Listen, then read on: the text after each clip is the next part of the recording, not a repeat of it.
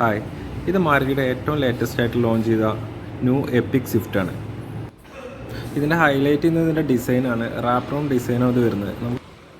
ഈ മോഡൽ നമുക്ക് starting rate വരുന്നത് 6,49,000 രൂപയാണ് നമുക്കിതിന് റേറ്റ് വരുന്നത്.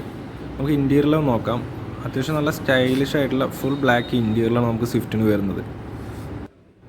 നല്ല കംഫർട്ടായിട്ടുള്ള സീറ്റിംഗ് ഒക്കെയാണ് ഇതിൽ പ്രൊവൈഡ് ചെയ്യുന്നത്.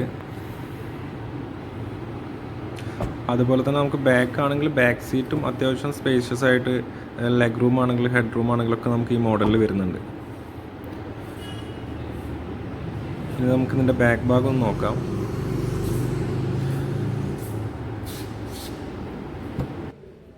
ഇതിൽ നമുക്ക് 265 ലിറ്റർ ബൂട്ട് സ്പേസ് ആണ് മാരുതി ഇതിൽ പ്രൊവൈഡ് ചെയ്യുന്നത്. അപ്പോൾ നമുക്ക് അത്യാവശ്യം ലഗേജ് ഇതൊക്കെ സ്റ്റോർ ചെയ്യാൻ പറ്റും. പിന്നെ ഇതിൻ്റെ സ്പെയർ വീൽ നമുക്ക് ഇതിൻ്റെയും താഴെയാണ് വരുന്നത്.